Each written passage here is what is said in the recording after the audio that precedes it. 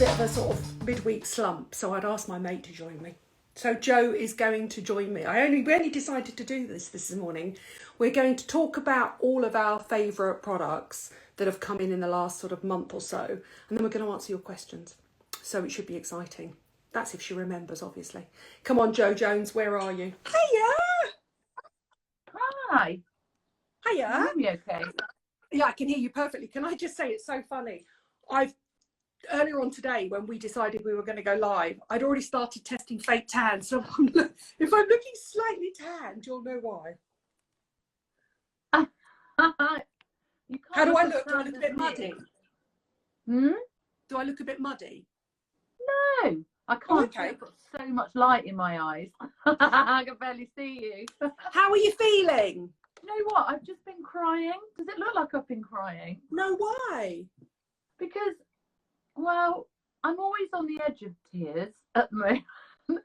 But I went to Ivy's school to pick her up at 4, and she just wasn't there.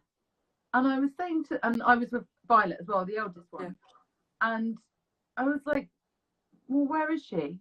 And they were like, well, there's been a fixture and some of the kids are late coming back from that. I was like, but she's not at a fixture. She's not there. So where is she? And it turns out she was at this fixture, but they just hadn't told us. She didn't get back till 4:30. So at this point, I'm like that, like this, shouting at Violet. And then Ivy comes out and she's in a really bad mood. And the both of them have this massive argument in the street. And I just like lose my temper. Go, get in the bloody car! What you should have done is you should have driven past child services, put them both up for adoption and decided to start again. Oh, mate, I think that was just like that. And then we're all crying, and then we get through the door, and then Dan's like, hi, everyone. And we're like, ah! And he's like, whoa. So I've just had to sort of pack on a bit of... You look gorgeous. Oh, I look and tired. Can I just say to everybody in her defence, she is 8 months pregnant, right? One of the first questions was, when is your baby due? What's this when you look up to that side of your brain? Is it the left of one side's the truth and one side's imagining. So I think the right side is the truth. Yeah. I don't know which way it is. Anyway, you're in denial, but technically August 4th? Yeah, August 10th. Although 10th. I do think, I think it's going to be earlier. Yeah. I can feel it. Do you know what? Like yesterday, I don't know if I've told you this, right? But do you remember, and it's a horrible story, and I shouldn't like draw comparisons, but a couple of years ago, there was a documentary about a guy who had a really enormous growth. I know what you're going to say. It hung down between his trousers, didn't it? Down here. Yeah, exactly. I saw you last week, and your baby is almost that low. Well, you know, he used to carry it around in like a hoodie, like that was tied around. And that's what I feel like. I feel like I'm just like lifting it up. It's really odd. I've never had this before. But it's fine. You know, the weather's a bit like hard, but I just have a fan on the go all the time. Anyway, how are you? How's your mum? She comes out of hospital tomorrow. Oh, and is she feeling all right? Well, she walked up 2 flights of stairs today, so that's really good. Her electrolytes a bit all over the place, but that's to be expected after bowel surgery. For anybody that doesn't know, and why would you know? Because I don't share my personal life on here. My mum's been in hospital with bowel cancer and she's had 1/3 of her bowel removed. So her electrolytes a bit all over the place. And they couldn't do it through keyhole, so she has got a scar, which she's not looking at, and I don't blame her. But hopefully she comes home tomorrow. This is no okay. So we've been having this conversation for 8 minutes. You've mentioned extra large testicles. My mum just needs to have a very large poo. They don't let you out before they check the plumbing first. She's got 2 flights of stairs. That's amazing. Oh God, she's super fit for her age anyway. She's 85, but she said she's going to kill me if she watches this. She said she had a couple of pippers, but she needs to have a slightly more substantial one before they let her out. It's like when you go on holiday, isn't it? And you've been on a long haul flight. And it takes a few days to get it back to normal, yeah, right? It does. And when it goes, it's such woo-hoo! such a relief. I know. And imagine what you're going to be like when you give birth. Oh, I don't know. I think you'll be brilliant. You're super fit. You've kept doing your fitness and your workouts all the way through. I saw you last week, despite what you say, and it is a big bump and it is a low bump. You haven't really put on any weight anywhere else. In fact, Victoria and I saw you walk off to go to the toilet, and we both went, she's still slimmer than us from behind. You wouldn't know until you turn around and this massive bump comes forward. It's like maybe I should get a hoodie to wear it on it. I know, because he basically used to put his legs in the arms, zip it up, and then the hood bit was where he used to keep his. It was an amazing before and after, because they chopped it out, didn't they? It was benign. Oh, was it? Yeah, I don't think there was anything. Otherwise, if it was serious, it was serious, obviously, but if it was anything horrible, we wouldn't be laughing about it. I think it was a blocked epididymis, so it was basically just a build-up of fluid. Whereas you actually will have a baby. Just warning you, at the end of this, there will be a baby. I know. It's a bit like, it does feel like them. Yeah, it's kind of like you want it to be hurry up because it's uncomfortable, and especially in this weather it's quite hard, but then you don't want it to hurry up. Do you know what I mean? You just want it to sort of like slow down. But it's all right. But it's kind of what kind of is disgusting is how much my belly button's popped out. You posted a picture when you were in Portugal. People were asking if we'd been on holiday. Jo went to Portugal when it was green and she could come back and forth and it was green. I haven't, because I'm looking for houses and I'm hoping to move, but I'm not having much luck anyway. And you posted a picture and you went, I remember when my belly button was flat. Well, it used to gather water. Yeah. Right? It was so deep, it used to gather water. And now, when I did some yoga or something yesterday morning, I looked down and it looked like a little, like... It looks like a little nose. Like a little willy. I was like that. No, what's that? And I was like, oh, I'm sure it's not poking out. Did it happen with Violet and Ivy? Will it just go back anyway? Yeah, but never as much as it was. Okay. But they were just so high. And this one is very low. I'm having a scan tomorrow. Are you? Yeah, because, when you're 35, you're considered a geriatric mother. When you're 44, I don't even think they have a term for it. And what are they just scanning for, just to make sure everything's okay? Yeah, so they give you, usually on the NHS, who are amazing, obviously, you only get 2 scans, one at 12 weeks and one at 20, which is basically halfway through, and then, that's it. Because it's all money, isn't it? Do you know what I mean? And yeah. But when you're my age, you get I think I get about 4. Okay. Just to make sure that it's all sort of like, all right, I suppose. Progressing okay. Yeah, they've got to check things like the placenta and where the placenta is and fluid levels and stuff like that. And it has been really hot recently. I found it really uncomfortable because I'm in my loft here.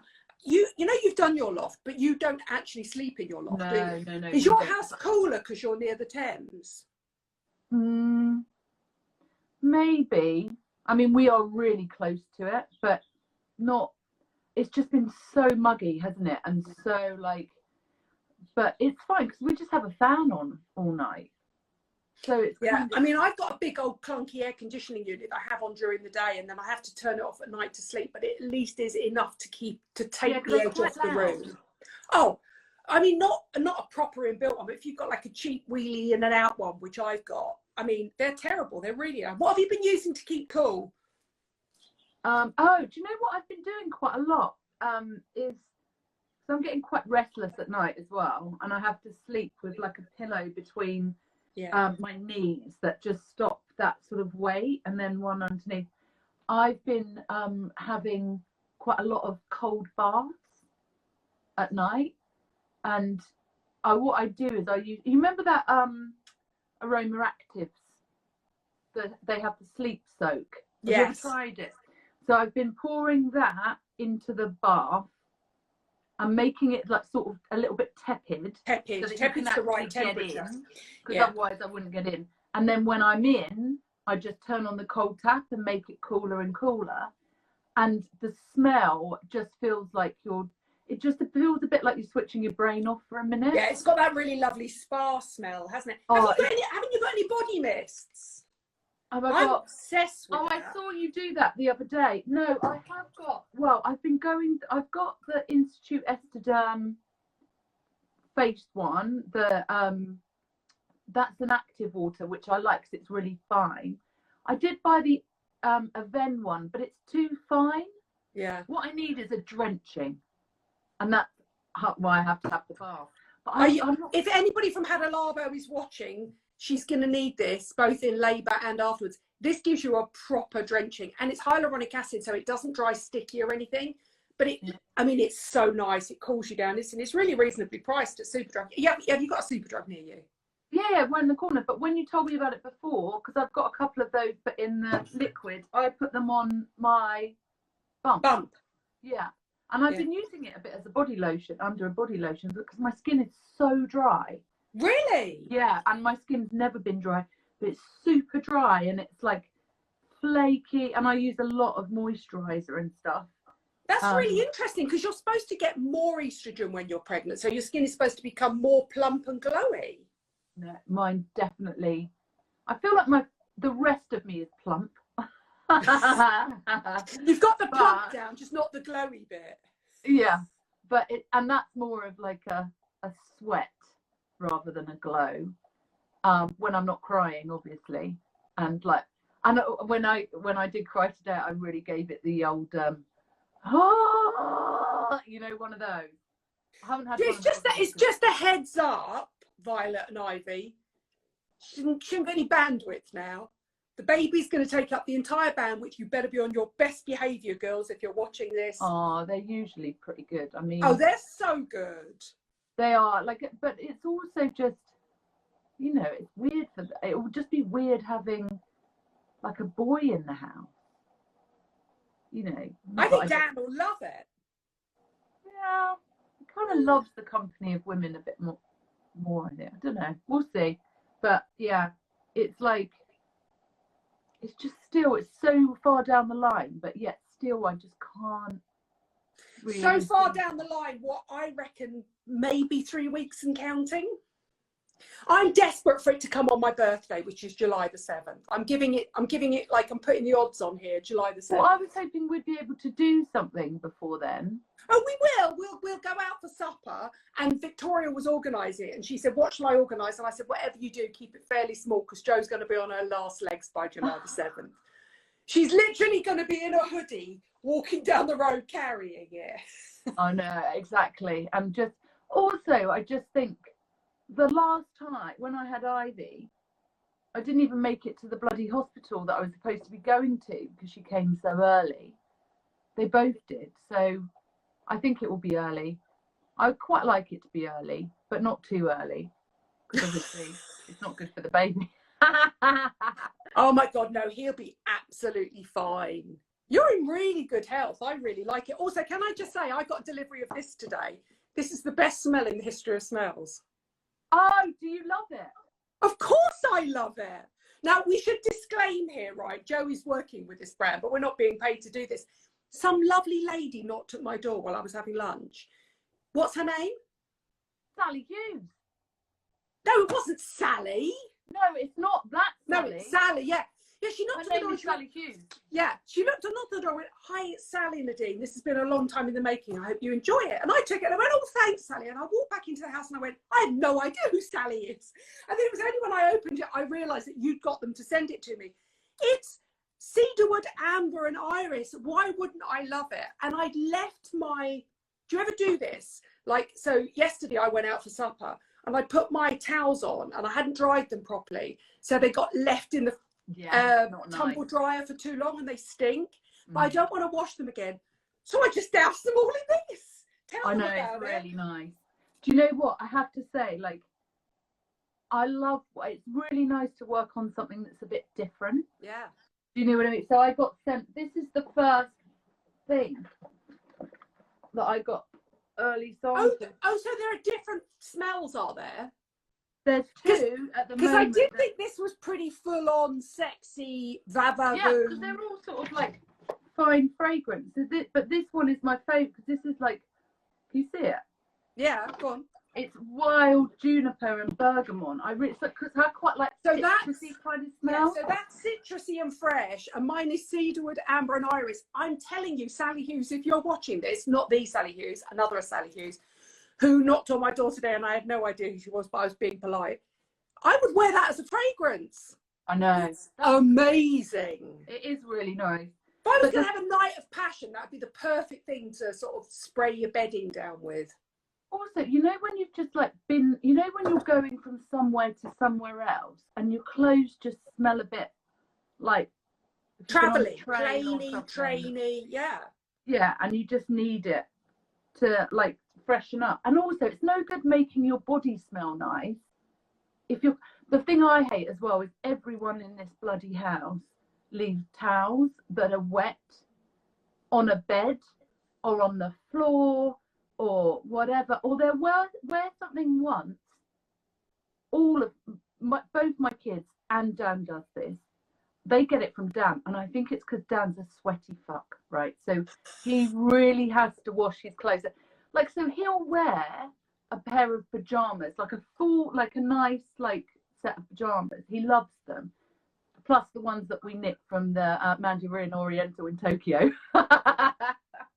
I say knit. Does he wear them once and then put them in the wash? He wears them once and puts them in the wash, right? And I go, Matt, I'm like, this is, first of all, it's so bad to like keep washing stuff and all of that, you know. But his argument, which is valid, it turns out, is that he sweats so much or sweats quite a lot in the night, and the idea of not washing them makes him feel sick. Yeah, but am I working on the principle that he's not actually doing the washing? Well, obviously I don't do the washing. Oh, you don't do it either? I do it at weekends. But the thing is as well, I do it at weekends because if I don't do it, like, it's like in our house in one day. Yeah, it would build up. But this is not for my kids. They're not getting their hands on this. This is the stuff that goes in mummy's cupboard. Talk about, well, that doesn't mean anything because we all know they're steal mummy stuff. Talk about the principle behind Care then. Well, it's a startup and it launches on Tuesday next week. And basically, like that you can get. Yours is the citrusy one, and mine is the sexy amber iris one. Yeah, and you've got the refresh. You get a clothes wash, a conditioner, and the spray, which is a refreshing spray. When you buy it, it comes with a laundry bag. Look. What do you put in there? Is that for delicates? No, it's not. It's for when you don't want things to snag. You know, like say you've got something that's got some beading on it, or it's got I don't know, like I've got a couple of those Vogue jumpers that have got raised lettering on them, and you don't want them to get caught in the drum. But the whole point of it is because it's Luxe laundry. So this is like, what is it, 18 quid, but you get 20 washes in it. And say you did, I don't know, say you put in every side, like, I did work it out. You get 20 machine washes, which is about 90p per load of washing. But you can wash with this, if you follow the instructions, you can wash 90% of stuff that you have that's got dry clean only labels, because it is washable. That's a big claim, right? Yeah, it's common. Do you know what? Somebody said to me, I can't remember who it was, somebody said to me once that, I think it was somebody in the fashion industry said to me that they just put a dry clean label in because they don't want you ringing up if it goes out of shape when you wash it. They're just trying it on. I'm terrible at looking after my laundry, and we will go on to answer all your questions, I promise. Yeah. I'm terrible at looking after my laundry. I tend to put everything in the washing machine and then look at the label when it comes out and it's this big. No, but everyone does. Everyone does that. No one reads things. I put on a face mask the other day, and like one of those sheet mask things, and I was like, this is shit. And then, because I didn't read the instructions, then looked at it and realised I put it on the wrong way. I'm like, if I'd have read that first. But no, I remember the first time I ever used the ordinary 2% BHA, 20% AHA mask, you know, the red one. And I put it on, and I was like I do it when I dye my hair as well. And I start writing a feature or prepping something, and I go, oh, how long is this supposed to be? And I sort of get my glasses out, and I do this thing, and I go, oh, 15 minutes. Oh, I've only had it on an hour. And then you take it off, and everything just falls off. I mean, it's no wonder that my hair breaks off. Are they nice glasses? New glasses? No, they're my really, really old Kris Jenner ones, the Linda Farrow ones. They need mending though. Those for ages. No, I know they've got a slight. I need to send them back to Linda Farrow. I was trying to send them back before lockdown. They've got a real slight, a tight little bit of gold fallen out, which means that they're slightly too large on that side, so they fall down. But I do love them. Nice. What else have you been loving in terms of beauty products that's come in? Somebody asked me, what are you being good with SPF, and what SPFs can you stand in this heat? And what did you use in Portugal? I really love. I use Institute Esthederm. Okay. Which I love. I love it. I use the one where because I get terrible melasma, yeah. Oh, and it even comes out when it's in the shade. Yeah. Like you don't even need to be in the sun, and it comes out, and I barely got any. Sometimes it's heat related as well. It doesn't have to just necessarily be sun related. It can be infrared related. I don't understand Institute Esthederm because it doesn't have an SPF on it. How do you just always go for the highest protection? Yeah, and it has actually got SPF. The one that I use is the Freestar, which is the equivalent SPF of 30, but they don't put it on the pack. Like they have a different, but it's still got an SPF of 30 in it. And one of Violet is super, super fair and gets a lot of freckles. And I used it on her. But the thing is, which I think with all sun creams, is just to keep reapplying it every 2 hours. Yeah, and that's what I'm wearing at the moment. I'm wearing this. I knew you'd love that. So this is the La Roche. This is every year I have one specific SPF that I think is the best standout SPF of the year. And last year it was the Garnier Ultra Sensitive SPF 50. And this year for me it's La Roche-Posay Hyaluronic B5 Aquagel SPF 30. And it's simply because it feels like a hyaluronic acid gel. So you put it on in place of your hyaluronic acid gel. I really like it. They need to do one for the body. And they need to do an SPF 50. Small, isn't it? Well, that's just for your face, but they need an SPF. I've been bitten on my neck. I feel it coming up. They need an SPF 50, but only because we don't use enough of it. And I think they need one for the body as well. That's what I really love. What else have you had coming in that you've really loved? Just to let you, a few people have asked about my eyelashes. I'm not using lash serum at the moment. Okay, so we need to talk about this because somebody said Joe's face is looking so beautiful. What she had done? Free stone.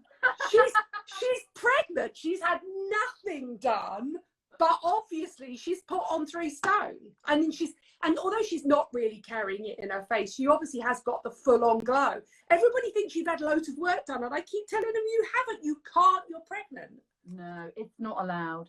I actually sadly. Otherwise, you'd be knocking the door of Alexis Granite down. Last time I saw Alexis Granite for supper, who's Joe and my's aesthetic doctor and dermatologist, and we were laughing about it. She said, I haven't seen Joe for ages. And she thought she'd done something wrong. I went, she's 5 months pregnant. That's why she went. I knew there was a reason she wasn't knocking on my door for Botox and Profilo. I've already given her the heads up. I want it all. And actually that's the good bit, because you get an extra blood flow as well, don't you, when you're pregnant? Yeah. So it just makes you feel, I think you end up with something like a third or a half as much blood again as you do normally. Yeah, so quite a lot. Like I said, I saw you last week when you came out of lockdown, quarantine and everything. You look amazing. You do look really well. How's your hair doing as well? Oh, I don't know. I just tie it up. I don't. Really? I leave it for now because I've got too many things to think about. So when you were pregnant, you could to give up minoxidil. Give up your Skin and Me Tret, which was doing an amazing job on your melasma. Give up your Profilo. Give up your Botox. Yeah. And what else? Does this little boy realise how lucky he is? Doubt it. If it's anything like my own kids. He'll owe you forever. I know. But do you know what? I have been using a lot of fake tan.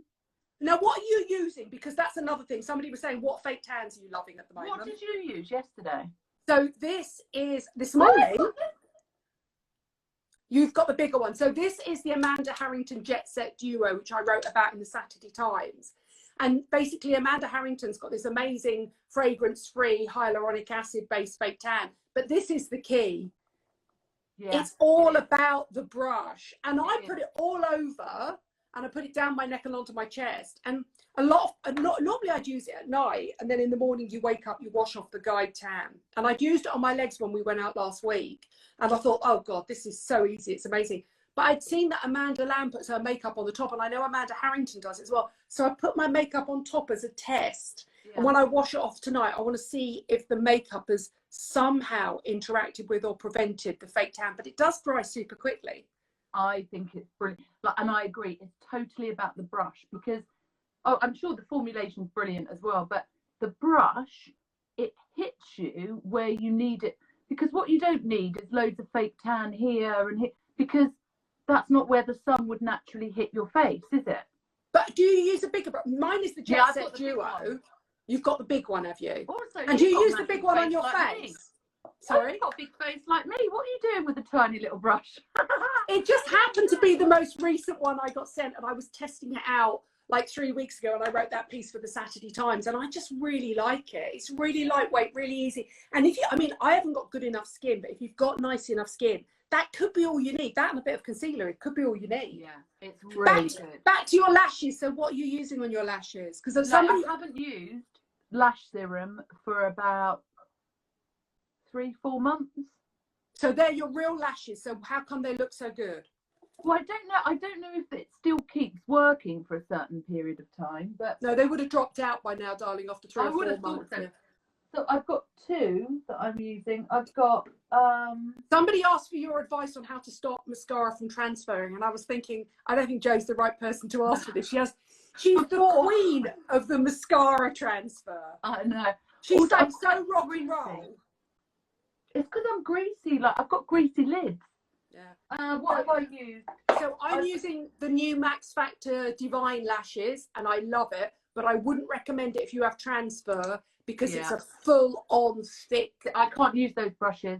I mean, I love that, but I don't get transfer. I don't have oily lashes or lids, so. Because I still think that if you've got fine lashes and they're prone to clumping, I still love, and I know Jo loves it as well, I still love Charlotte Tilbury Pillow Talk. And the reason I like it is because it's a flattened brush comb, so you can actually separate your lashes out. I love it. But it's a lot. That one, Charlotte, that's like amazing. This one that I've got on is, what one is it? Oh, it's this. Which is what? I can't see that. What is it? It's Urban Decay Lash Freak. Is it good? It is good, but it is really good because it's like. Show us the brush, darling. It's a very similar brush to Charlotte's, but it's not as sophisticated in the sense of like lifting. You get the problem that I have with it is you get a lot of gunge that comes out in one go. I think you do with Charlotte's after a while. See, the problem is because with a brush, obviously, you've got this sort of fir tree brush and it all pulls out and you don't get overloaded. With the flattened combs, they tend to, because they come out like that of a circle, they tend to overload. And I do think you have to be careful and wipe it off. But the secret, if you've got lashes that tend to clump together, the comb style mascaras are easy to use. But if you want full on volume, then it just separate. But I did also have the Victoria Beckham one.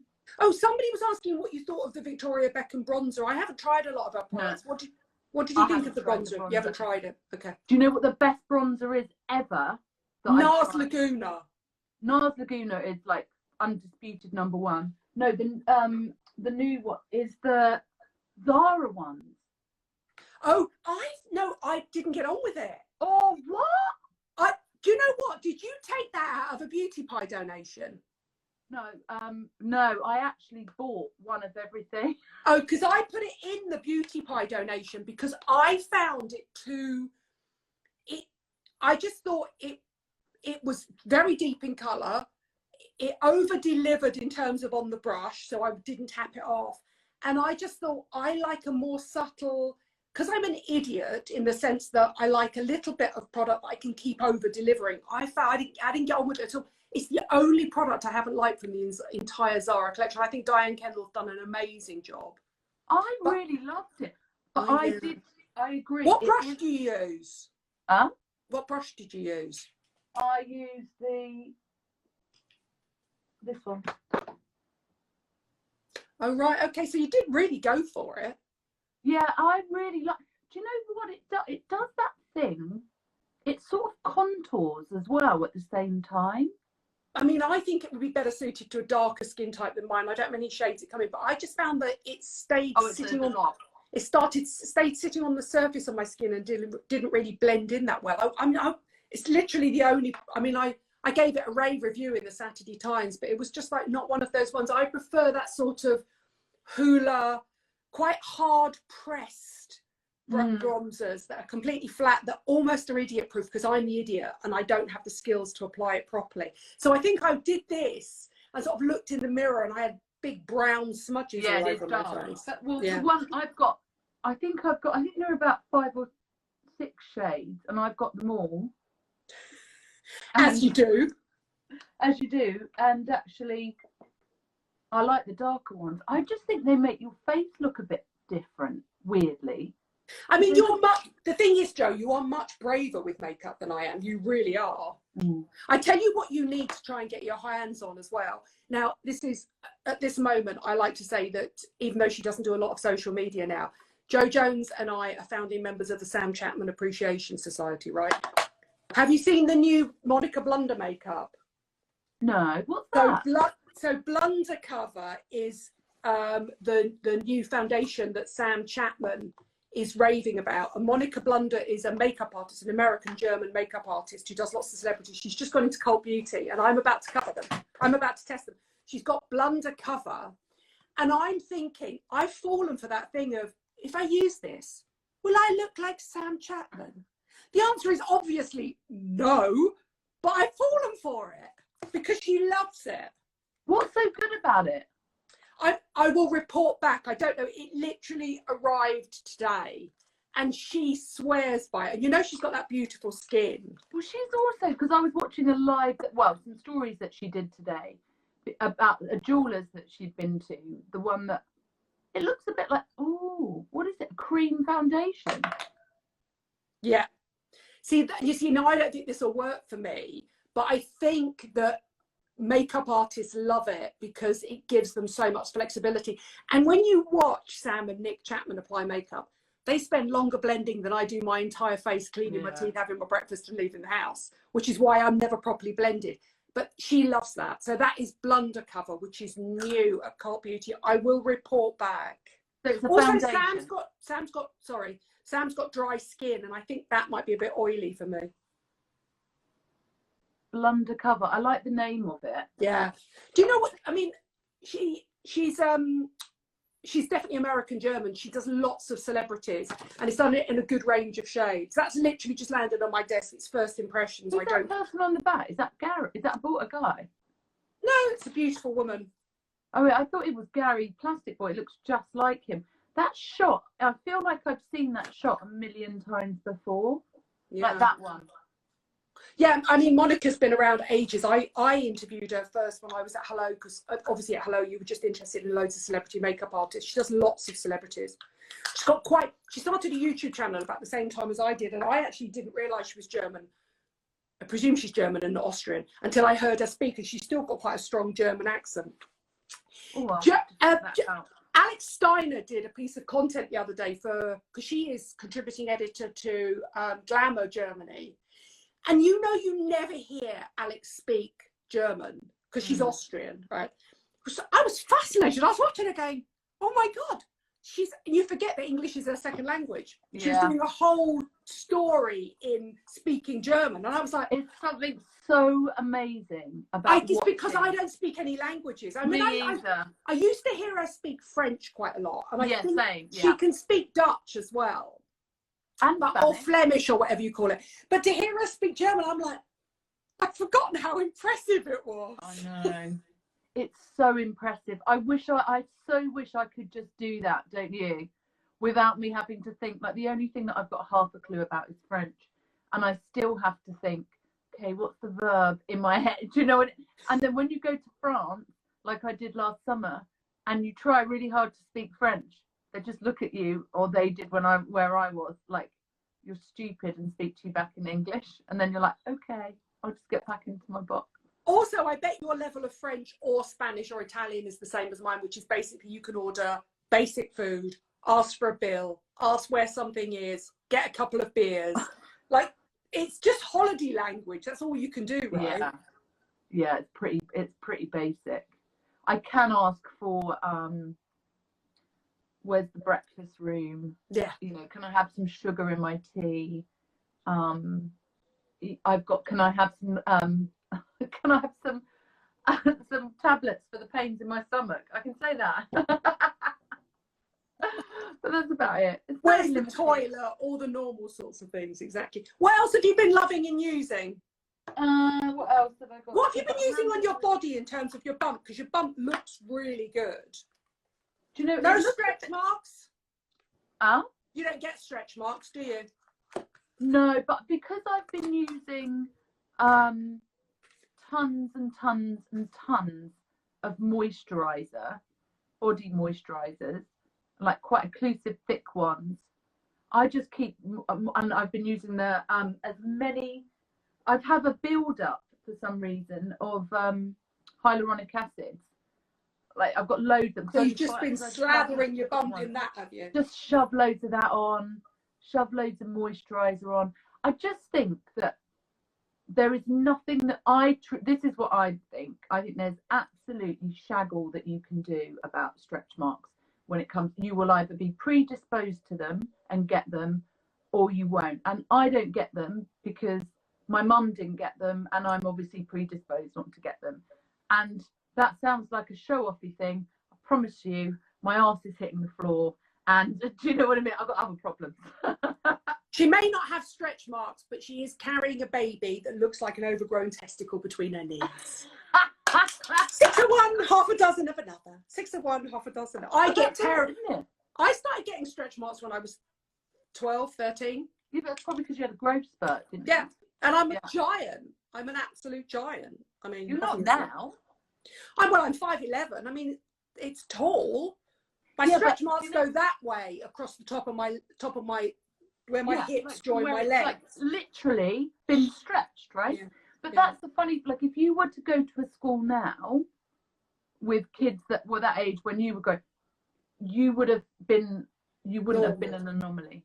It's quite interesting. Also, do you know what made me feel better about my stretch marks was when I finally got into magazines and went on to shoots and backstage at fashion shows. Yeah, skinny people have got them. Skinny people have got them, and models have got them, because models are all really tall. So you see them a lot on models, and they just airbrush them out. So I didn't feel so bad about it when I saw them on the thighs of. And also, sorry, Beyonce, but Beyonce had them on her boobs as well. Did she? Doesn't she wear like? Made me want to love her even more. I know. Well, exactly.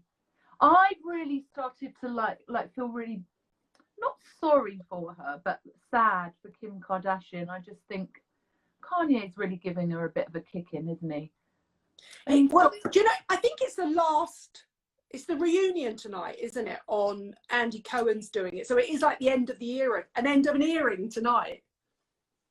I'm going to get that tattooed on. That's an old joke, by the way. You have to go back and watch all our videos. It was Hanson Clements, who was in EastEnders, who used to wear a lot of blue eyeshadow, and we were referring to it when Joe was trying on some makeup when we were doing a video together. She went away and found out that her autobiography was called End of an Earring, because she used to wear really big earrings. Anyway, so tonight it's the Kardashians' last show. It's at the end of an earring. I'll be really honest with you, I haven't watched the last 3 series because I just don't care anymore. So I'm like everybody else, I'm over it. I've only watched the last 2 series. I've never watched it before. And I just think it's not really a reality show because they keep a lot. It's all sort of like all semi-scripted and organised, fake storylines, yeah. Yeah. I just feel a bit like, oh, you know, do you have to stop following them all on social media? You know, everything's just so, I don't know. Someone said to me, I read something today that was like, it's not called it shouldn't be called cancel culture.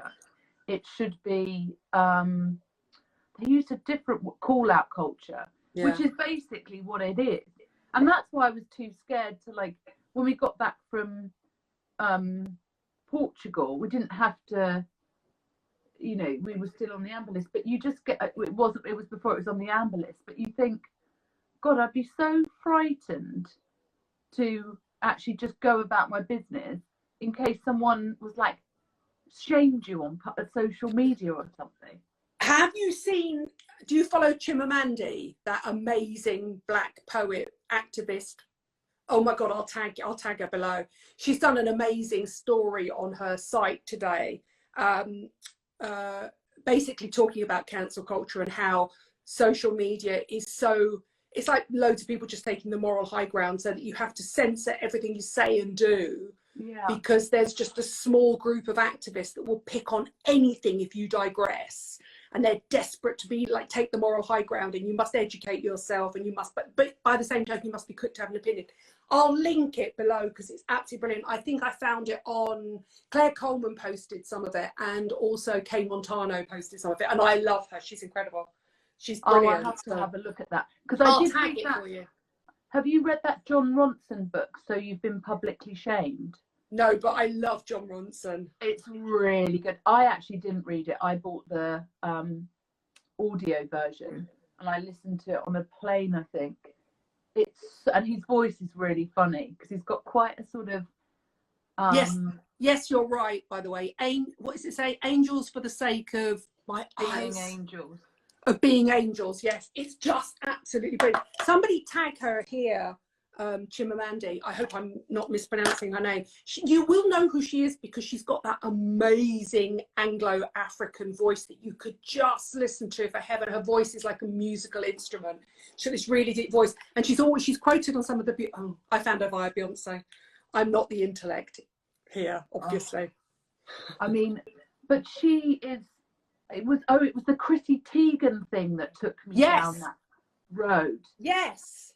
And I was just like, oh my God, like she has said some really nasty, horrible shit to a lot of people.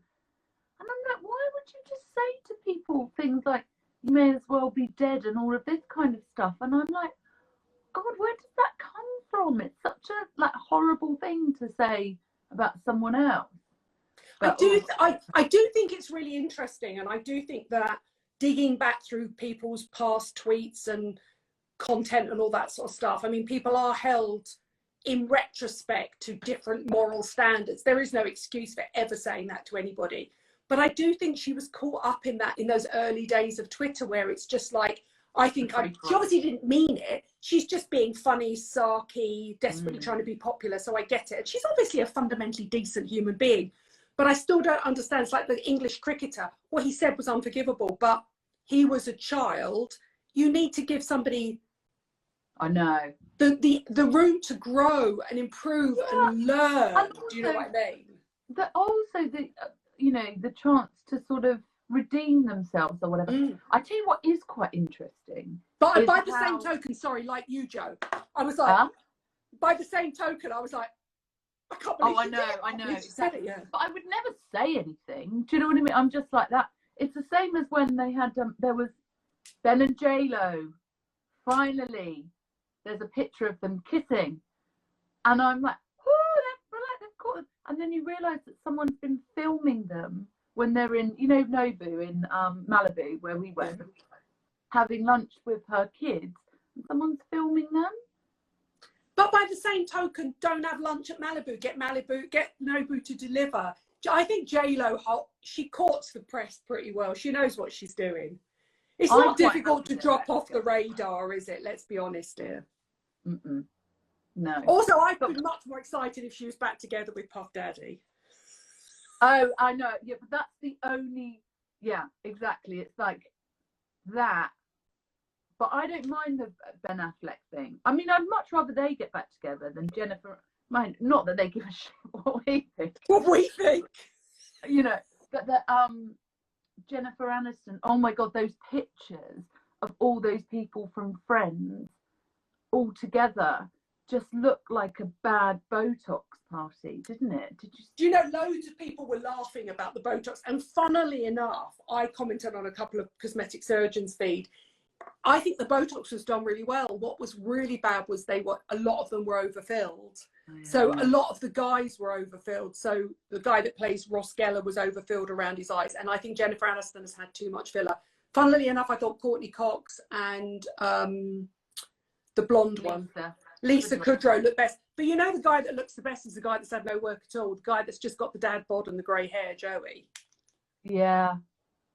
It is quite I quite weird, like the dad bod and the grey hair. Like, I'm much more forgiving of things like that. Good on him. He's still quite sexy. Yeah, I've never really liked him. I don't know why. But it's funny because the kids were like, oh, can we watch Friends? Because I think, like, Violet, the old one. And actually, when you go back, I thought I'll have to have a look first to remember. Because actually, towards the end, they were quite sanitized and quite sort of family friendly. Right at the beginning. Oh, yeah. It was very sort of like racing, stalking and sex and one night stands and all this kind of stuff. And I was like, oh God, it's a good job I checked, because actually it's probably not that appropriate. Have you rewatched Sex and the City? Because in lockdown I rewatched Sex and the City, and even now, I mean, I think in some ways it's like we were saying about old tweets held to moral, so tweets from 10 years ago held to moral standards of today, because we are in a particularly politically correct era now, but they wouldn't get away with half the things. Oh, I mean, but by the same token, it's still my era, so I love it. But some of the politically incorrect things they say and some of the words they use in terms of referring to gay people or transsexual people would be considered derogatory now. But to me, it still is such a landmark series. And for me, that whole conversation about having sex and moving forward as single women is so interesting. But yeah, some of the terminology and script has not aged well, a bit like some of the clothes, put it like that. Yeah, I think it's kind of like lots of things when you look back on them and you think, God, like as if they couldn't get, you know, you couldn't say that now and whatnot. But it's all got to be in the context of the time that it was created, right? And that's what I find so difficult, because, you know, you do grow as a person and learn stuff, and you do look back at stuff that you used to wear, that you used to say, and you used to like cringe when you used to think about that stuff, and it by no means has defined who you are now. So that I just find quite difficult. You know, I just think it's very interesting, because I love Will and Grace, which was my funny thing that I used to watch when I was younger. And now some of the things they say, even though it was written by Gary Janetti, or partly written by Gary Janetti, some of the things they say now would be considered so incorrect, and some of the words they use are incorrect. But I think that you have to put it into its historical context and time when it was acceptable. And B, I think the easiest thing to do is, rather than cancel it, you just put a little note at the top. Like when I've just finished rewatching the whole 5 series of The Wire, which is my favourite TV show. What, Wire? The Wire. And at the beginning it just says adult content warning, frequent strong language or something like that, signs of drug taking and, you know, death or arms, or like they do at the beginning of a movie. And I just think they need to just say that, you know, just to heads up, this might contain language that some people might be offended by, or something like that. I'm not offended by a lot of things, so I would quite happily just sitting in my little bunker watching Will and Grace and The Wire. I love The Wire. I'm going to watch The Sopranos next, and then I'm going to watch Breaking Bad. Have you seen The Sopranos before? Never. Yeah, you'll love it. I don't particularly like it. It's too much for me. But the reason I didn't watch it the first time was because I thought it was too violent. But I have a sneaking suspicion that I've become a little bit more immune to violence now. Yeah, I don't think it's as violent as, like, it's not like watching a Tarantino film when the violence is so gratuitous that it's supposed to be comedy, but I can't get over that gratuitous stuff. But I have become slightly obsessed with Thor. I know, we were having this conversation. It's so weird. I think it might be your hormones, because you're not that person to get obsessed with actors and characters. And you would, when Victoria was talking about having a crush on Anthony Joshua, we blamed Sarah. Was it Sarah Jossel? No, Lauren Murdoch Smith. And you were saying, is it Chris Evans? Chris Hemsworth, which I don't know. Chris Hemsworth, yeah. You were like, Chris Hemsworth, and I'm like, neither both you or Victoria never crush on guys at all. It was so weird. So I think it might be the heat or the hormones. He's just like, because I've been watching, like the kids are really into, well, Ivy's really into all of the Marvel films. And, you know, it's not my scene, but I don't mind that sort of, I don't mind them. I don't like Robert Downey Jr. particularly, but the Thor character was quite funny. But there's a guy in it called Loki. I'm sure everyone knows who he is. But Dan used to go to college with him, and he graduated. Well, I've just known him for a long time. What's the actor's name? Oh, fuck. I can picture him, but I can't remember his name because I've got. Oh God, now his name, because all I keep thinking is Chris Hemsworth. It's your hormones. Fuck, what is his name? His name's just got. He went out with Taylor Swift. That's right. He's in Dan's. Like we just got the ginger-haired guy. Yeah, like the curly-haired guy. Yeah.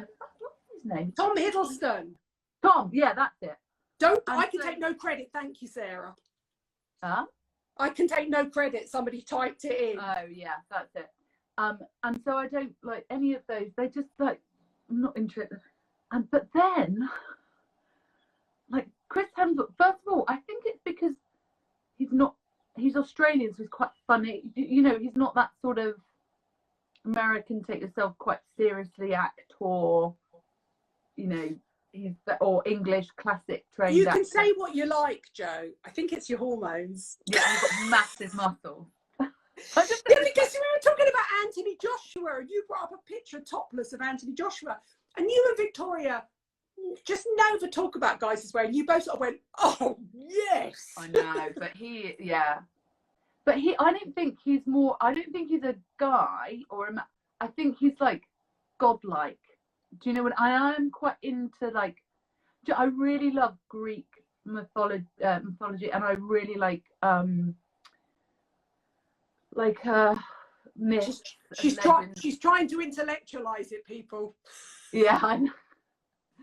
I really, really like Homer's Odyssey, and and I used to be obsessed when I was young with oh God, who was Achilles and like all that sort of stuff, you know. And now you fancy Chris Hemsworth.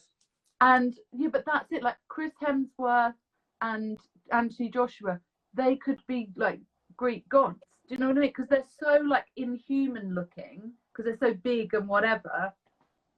I am trying to intellectualize it. Yeah. Just in case Dan's watching it, I'm just going to intellectualize it. Die and run away. Yeah, like exactly. With Keanu Reeves. Oh yeah, me and Keanu Reeves. Right, okay, so can we talk about Profilo? Because one of the things that obviously the minute you can go and have treatments, you will go and have Botox and Profilo. Is Profilo worth it, and what do you think? Because we've got a highlight, actually. I've got a YouTube video, but I've got a highlight on the top of my page with Joe and I having Profilo, which isn't filler. It's like a sort of very liquid hyaluronic acid that you have injected under your skin that just hydrates your skin and gives it a sort of gentle glow and plump. Do you really think it's worth the money though, Joe? I think it's a really good treatment, and if you had money to burn, then I would have it. I do think you need it every 3 months. I don't think it lasts much longer than that. Best review ever. I agree with every single word. Yeah, I agree. I think I called it, I think when I eventually wrote about it, I think I called it, and I think I might have a piece in the Saturday Times this week about the treatments worth having when you come out of lockdown. I think it's something that ladies that lunch have, like when they're spending money that they don't notice they're spending, because I think you can get it for like 250 quid out of town, but in town it can be £750 every 3 months. It's just too much. It's too much. No. I would have. Do you think? Does anyone still have mesotherapy? Well, not really? I think mesotherapy is the precursor. So mesotherapy is basically microneedling of hyaluronic acid and vitamins. So it's really, really similar. That was the precursor to it. But again, you see, I had that once. I wouldn't pay for that either, but I would 100% pay for my baby Botox. Like, it's amazing. And I would have that. And odd bits of laser, you know. I mean, when I put my fake tan on, I noticed that my pigmentation needs treating. And even though I've been burnt on my chest and all that stuff, I do think certain lasers work. Have you ever had ultrasound face tightening? You're not old enough, have you? No, I haven't had that, but I want to have. Do you know what? I think I'd probably like to have a little bit of filler. You don't have any filler, do you? I mean, I have had in the past some stuff in my lips. Yeah. But that was like 3 years ago. It lasts longer than you think. And I have attempted, because obviously my eyes are my problem now, I've attempted it around my eyes, but my eyes are too thin and they're too puffy. So the filler just swelled up and I had to have it all taken out again. It was a nightmare. But on young, firm skin, filler around the eyes works really well. And I think filler works on what I call small faces. It doesn't really work on people with big faces like me because it just makes my face bigger and bigger and bigger. Yeah. But if you've got a naturally tiny face, I think it can be amazing. I would like to get it here in the temples, just so that it lifts everything a little bit there.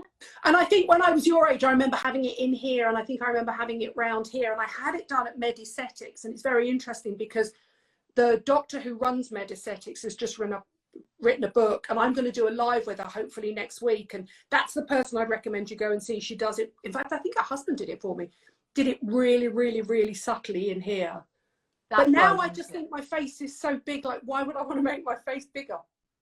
Well, that's what I said to my friend Tonya when she said we were talking about Profilo, and she was like, yeah, but I've got a big face, I don't want it to be any bigger. Yeah, but Profilo just plumps the skin. It doesn't change the shape of the face. It's different, whereas filler does. I mean, without naming names, I mean, there are some people, big people on Instagram who have filler, and I just think it looks weird. I don't think it makes them look younger. I just think it makes them look strange. Like, you know, I think Jennifer Aniston is a stunningly beautiful woman, but she'd look more beautiful if she just allowed herself to have a few lines in here rather than overfilling this. I just think it looks strange.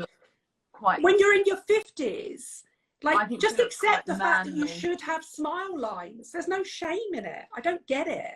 No, also, it doesn't, you're right, it does, the thing that makes you look, if you want to look more youthful or whatever, the thing that makes you look like that is for your skin texture to look really good, right, and clear, and, you know, it doesn't have to be full out, it just has to be like, like nothing is as good for your skin as like a really long sleep. You know, when you wake up and you can kiss goodbye to that for the next 5 years.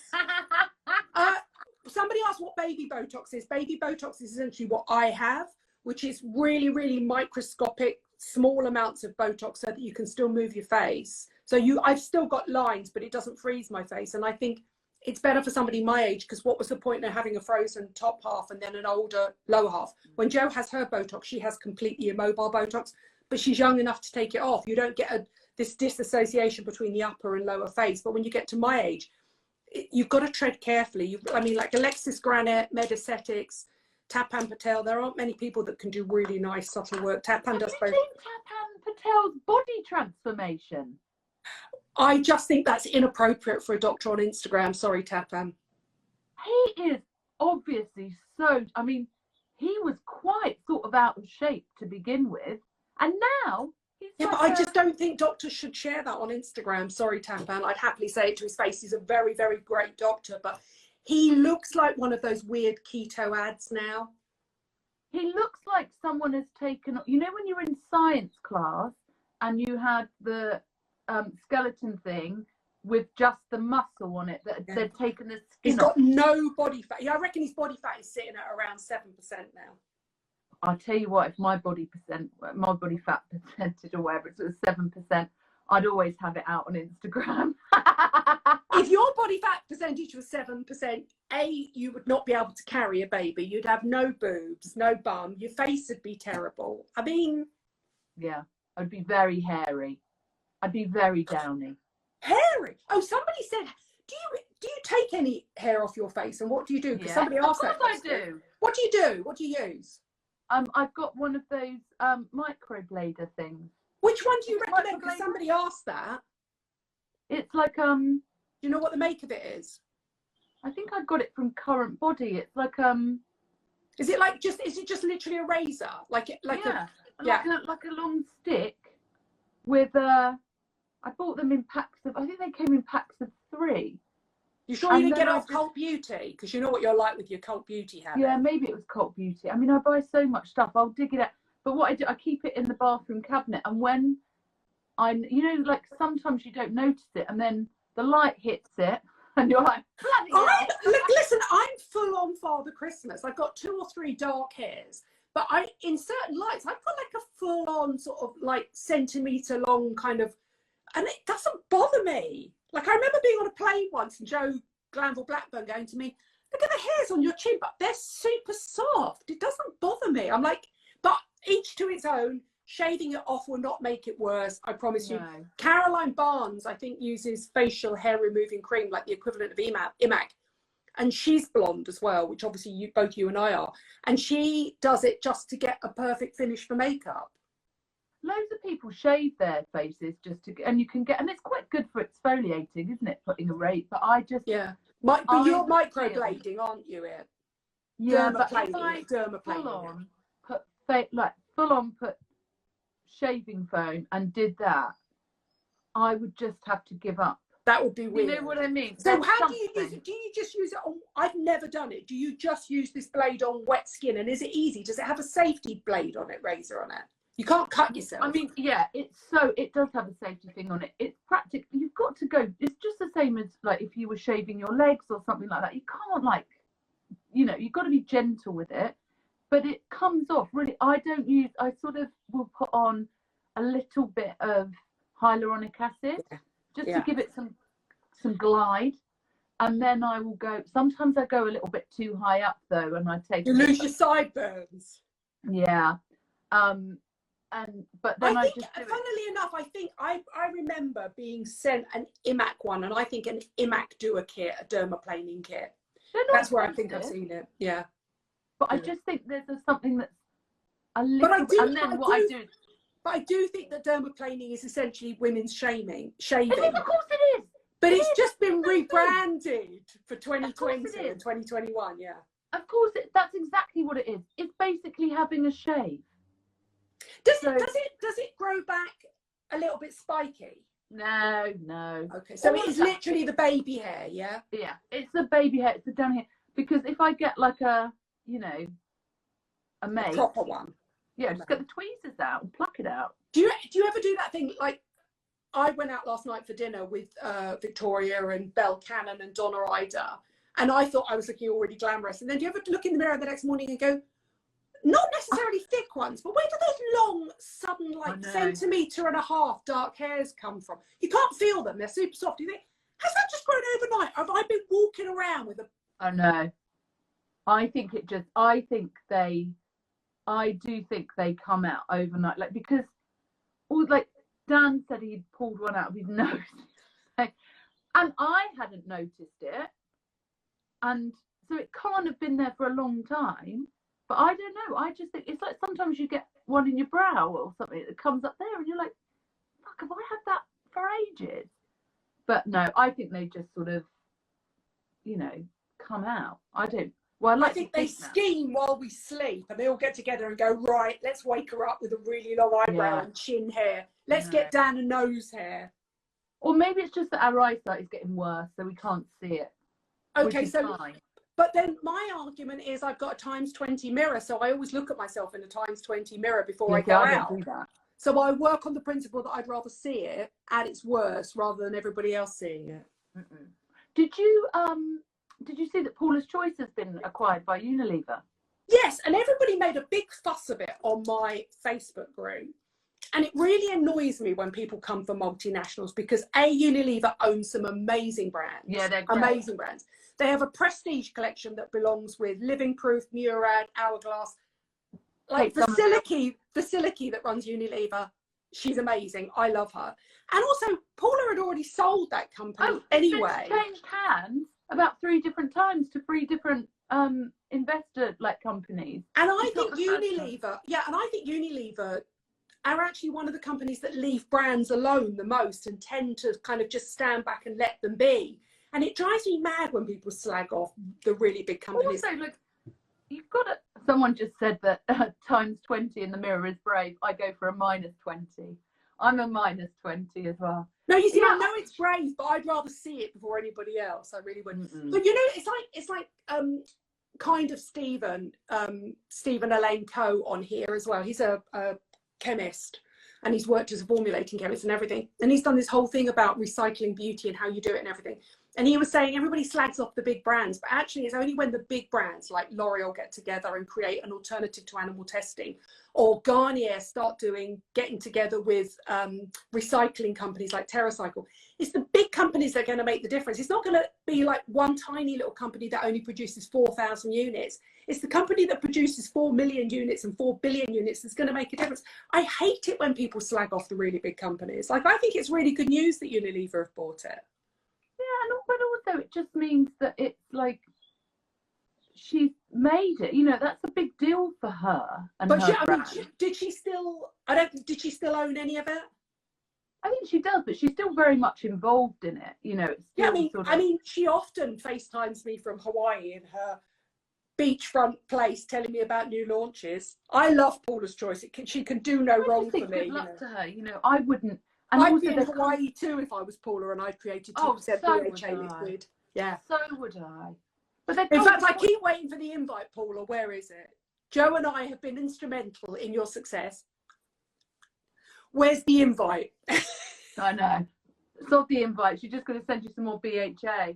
BHA 2%. I put some in that last charity thing. I hope you sorted it out for the girls. Yeah, I got it. I put, you know, it's getting, like, Violet's being very lazy about using stuff at the moment. So I just don't want to be, but like, she's got like blackheads here and I'm like, come on, use it.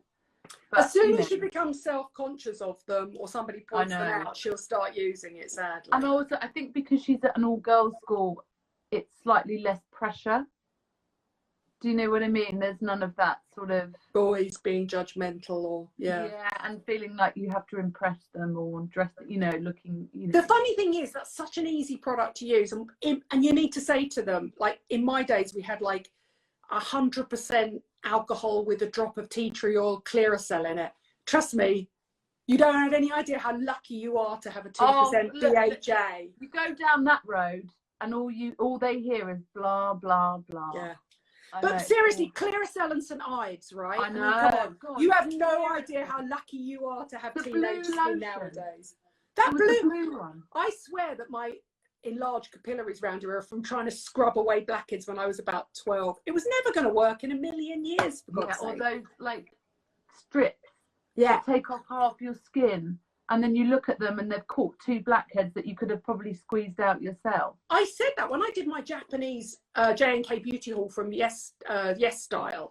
Biore, we have the rubbish products from Biore over here. Oh, they've got good ones in Tokyo, yeah. Amazing, the SPFs. I mean, such an amazing skincare company. How come we get the rubbish that's left over that the really smart Japanese and Korean people don't want? It's very unfair. I don't know, because actually I remember when I was in Tokyo a couple of years ago, there was one, I kept looking at the best products to buy in Tokyo. Yeah, we did a video together.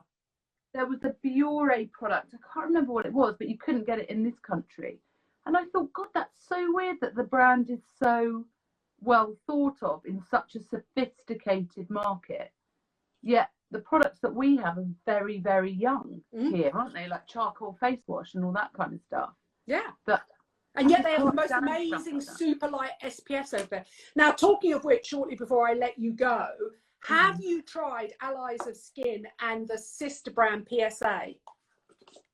No. I need to send you some because you will love them. What is it? Okay, so Allies of Skin is a really so retinol and peptides night repair cream, which you could use after you've had the baby. Silky amino acid cleansers. It's a really beautiful range. It's an American brand, but founded out of Japanese Korean skincare principles, and they have which is quite expensive. It's sort of Medicaid prices. But they have a sister brand called PSA, which has similar actives, but at a much more reasonable price. They've both just gone into Boots. Oh, that's nice. And I just think, I love that Boots have jumped on all that stuff. That's so clever. Boots have got a lot in there. They've got Huda. They've got Fenty in there now. They've got loads. Curel. Their buyers have been snapping up stuff left, right, and centre. They've got that Florence, what's her name? Oh yeah, range. Florence. That Violet likes that. The girl from Stranger Things. Yeah. I just think I mean, you know, you and I, let's be honest here, are complete Superdrug fans, and I love Superdrug. But I do think the buyers at Boots have done a really good job recently. They've been snapping up stuff left, right, and centre. Oh, did you hear that? Like, but we love Superdrug because they support beauty banks. The what? We love Superdrug because they support beauty banks. Yeah, they're amazing. Bias much? Sorry, I interrupted you. What were you going to say? No. Debenhams apparently are going to be opening standalone beauty stores. Yes. Who bought them? Was it Next? Boohoo? Was it Boohoo? Yeah, it's the Next. I think it might be the Next Boohoo group, but don't take my word for it. Yeah, so it makes complete sense. Like the Next standalone beauty stores. Yeah. Who was it? Marks and Spencer's? No, not Marks and Spencer's. Marie Claire had some pop-ups. Yes. And they got purchased by Next. And I have a sneaking suspicion it's the same thing. So you end up with these kind of slightly more mainstream versions of Space and Kate. To me, it makes complete sense because it was always the beauty halls that made the money in those companies anyway. Shall I let you go, my darling? It is 7:15. Oh, the dog's just trying to come in and he's being annoying. And I have to take this bollock for a wee. I was going to say, edit that bit out, but it's alive. Yeah, we can't. And you did say the F-bomb earlier on, so there you go.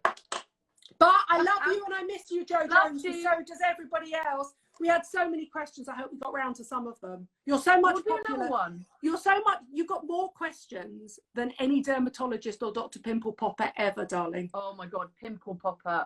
Oh, I couldn't. I love her. I mean, I get it. I understand it. I cannot watch excretions or whatever they are. I'm completely comfortable with all of that. So if Dan wimps out, I'll come over, hold your hand and put the catcher's mitt on. I'll be ready. Don't you worry. There's a reason you haven't had any kids, and that's because you have actually seen it. I've been down the business end. I saw my niece being born. Yeah, there was no way after seeing that I was ever going to do it myself. You're better off going in not knowing, I think, slightly. There's a reason you keep putting it off and dreading it this time round. It's your third time round. That said, it's all been stretched out. It'll be fine. Yeah, exactly. It'll just slip out. Yeah. Bit of hyaluronic acid down there, and and a hoodie will be fine. Oh, did you see before I go? Go on. You didn't. Who sent me the thing about the ice lolly? Was it you? No. Oh my God! Look, someone sent me yes. Story from the Mirror from a doctor telling women not to put ice lollies up their vagina. You sure it wasn't Jane Gunter? It was on Instagram today. Somebody was saying, whatever you do, ladies, don't put ice lollies up your vagina to cool down, because obviously if you're watching this and you're not in the UK, we've just come out of a week-long, really strong heat wave and it's been hideous. But how stupid are people? But surely no one is doing that. Well, back in the 60s, obviously, the Rolling Stones used to eat Mars bars, didn't they, that way? Right, let's go. I love you. I miss you. Let's do it again soon, yeah? Bye, everybody.